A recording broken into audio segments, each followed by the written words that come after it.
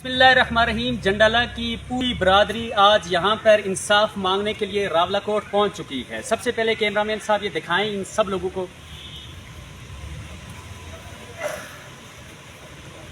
یہ سارے لوگ جو ہیں وہ ان بزرگ شخص کے لیے یہاں پر پہنچے ہیں، اور ان کے بیٹے جس پہ جنڈالہ کی پولیس نے جو ہے بدترین تشدد کیا ہے، اس قدر تشدد ہوا کہ 60 سے 70 لیٹر بغیر ایف آئی آر کے، بغیر انویسٹیگیشن کے، بغیر اس لڑکے جس نے ان پہ الزام لگایا ہے اس کا میڈیکل کروانے کے بغیر ان کو تشدد کیا ہے۔ تشدد کرنے کے بعد یہ بندہ نہ چل سکتا ہے نہ یہ کھا سکتا ہے۔ ہمارے ساتھ یہ موجود تھے، لیکن چونکہ یہ کسی کھانے سے انہوں نے کہا کہ میں کچھ کھا نہیں سکتا ہوں، چونکہ ان پہ اتنا بڑا تشدد ہوا ہے۔ ہم مختصراً ان کے پہلے والد صاحب سے بات کر لیتے ہیں، پھر ان سے بات کریں۔ جو بات ہم کرنا چاہتے ہیں وہ بڑی اہم ہے۔ سب سے پہلے یہ ہے کہ جب ان کے والد صاحب انصاف کے لیے تھانے میں پہنچے، جنڈالہ کی اس چوکی میں پہنچے، تو وہاں کے چوکی آفیسر نے وہاں کچھ لوگ موجود تھے جس نے الزام لگایا، انہوں نے ان سفید داڑھی والے کے چہرے پہ جو ہے وہ لات ماری ہے۔ یہ بہت بڑی گھٹیا حرکت تھی، سب سے غلیظ حرکت یہ تھی کہ آپ نے ان پہ جو ہے وہ ماری۔ آپ صرف مجھے یہ بات بتا دیں کہ جب آپ وہاں پر پہنچے تو اس کون سا ایسا جلاد تھا جس نے آپ کی اس ٹھوڑی پہ سفید داڑھی تھی اس پہ لات ماری؟ میں اللہ کے سامنے آگے جو بات ہے وہ سچ کہنے لگا ہوں۔ یہ کہتے ہیں کہ میں اللہ کو حاضر اور ناظر رکھ کر آپ کو سچ بتانے لگا ہوں۔ سچ بتانے لگا ہوں کہ مجھے 3-4 آدمی نے کہا ہے کہ جا کے اس آدمی سے معافی مانگو تو تیرے بچے کی جان بخشی جائے گی، لہذا میں اپنے بیٹے کی خاطر اس 2 کوڑی کے آدمی کے آگے میں نے ہاتھ پھیلایا، اس کے پاؤں کو ہاتھ لگایا، اس کے پاؤں پکڑنے کی کوشش کی، کیونکہ میں مجبور تھا، مجھے اپنے بیٹے کی جو جوانی تھی اس کو دیکھتے ہوئے میں نے پھر بھی معافی مانگنے کی کوشش کی۔ کوئی صرف الزام لگایا گیا ہے، الزام لگنا اور ثبوت نہیں، الزام لگنا الگ چیز ہوتا ہے اور ثابت ہونا الگ چیز ہوتی ہے۔ جی کوئی ثبوت نہیں ہو۔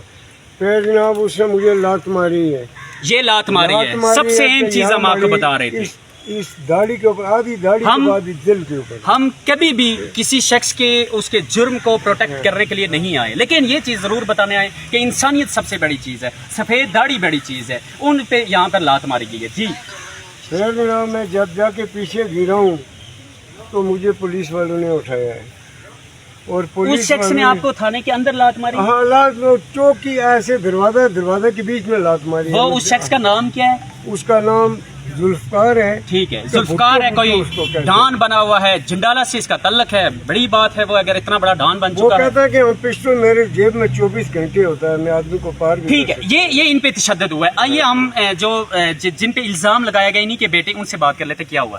آپ مختصراً مجھے یہ بات بتا دیں کہ اس لڑکے نے، چھوٹے نے آپ پہ الزام لگایا ہے جی کہ اس نے میرے ساتھ زیادتی کی ہے یا زیادتی کرنے کی کوشش کی ہے، کیا وقوع ہوا؟ کیا آپ نے واقعی اس لڑکے کی طرف کوئی اس طرح کی حرکت کی ہے یا پھر یہ جسٹ ایک من گٹ سٹوری ہے؟ سر سب سے پہلے تو مجھے بتائیے کہ میرا نام اسرائیل صاحب، آپ اونچی آواز سے بولیں گے، اور میں عرصے 12-13 سال سے جو ہے نا معلم کی پیشے سے واپس۔ آپ اللہ کو حاضر ناظر رکھ کر یہ کہہ رہے ہیں؟ بالکل اللہ کو۔ اور کیا میڈیکل رپورٹ کہیں اگر آ جائے تو اس میں اگر یہ کوئی ایسی چیز اگر ثابت ہو جائے تو پھر؟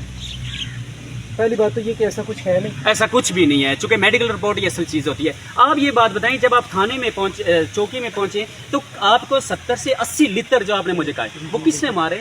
وہ جتنے بھی وہاں پہ اہلکار موجود تھے پولیس کے، ان سب نے باری باری، یعنی کہ کسی کی، میرے خیال سے میں یہ نہیں کہہ سکتا کہ کسی کی اگر خواہش باقی اگر وہاں رہی ہے مجھے مارنے میں۔ ٹھیک، تو پھر جو ہی میں وہاں داخل ہوا اور ان سے مجھ سے پوچھا گیا، میں نے یہ پوچھا کہ آپ کیوں مجھے یہاں لے کے آئے، اور اٹھتے ہی سوچوں نے، چوکی افسر نے مجھے جو ہے نا 3-4 تھپڑ ریسیو کیے، اور تھپڑ ریسیو کرنے کے بعد 3-4 بندوں کو بلایا اور انہوں نے مجھے پکڑا، زبردستی نیچے کرنے کے بعد انہوں نے میری کمر پہ تقریباً ایک ٹائم پہ جو ہے نا 20 سے 25 لیٹر مارے، اور اس کے بعد جو لیٹروں کی تعداد 70 سے 80 تھی، جو لیٹروں کی تعداد 70 سے 80 تھی۔ آخری ان سے کوشچن کر لیتے ہیں، وہی کوشچن جو سب سے اہم ہے۔ آپ مجھے یہ بات بتاتے ہیں کہ وہ جو بچہ آپ پہ الزام لگا رہا ہے، کیا یہ کوئی کوشش آپ نے کی ہے یا جسٹ من گٹ سٹوری ہے، کیا ہے یہ تھوڑا سا بتا دیں۔ سر بات یہ ہے کہ الحمدللہ سے میں ایک شادی شدہ آدمی ہوں، میرے خود اپنے بچے 2 ہیں، ٹھیک ہے۔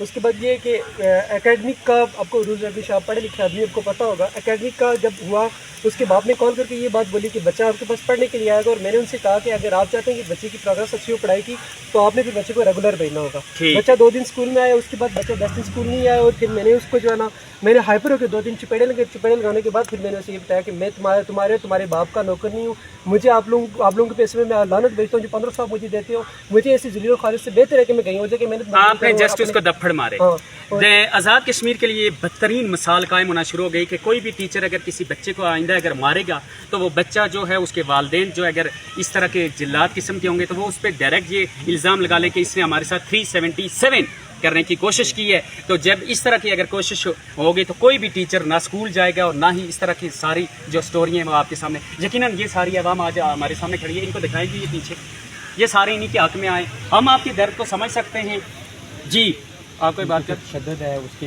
वीडियो वगैरह भी हमारे पास मौजूद हैं जो भी, और इनके खिलाफ कोई एविडेंस अभी तक नहीं मिला और पुलिस ने बेजा तशद्दुद की है। मैं थोड़ी गल करना चाहूँगा। पुलिस ने बेजा तशद्दुद किया। हमारा टाइम वीडियो का अस्सलाम वालेकुम। नहीं वीडियो बेशक तो आपको छोड़ा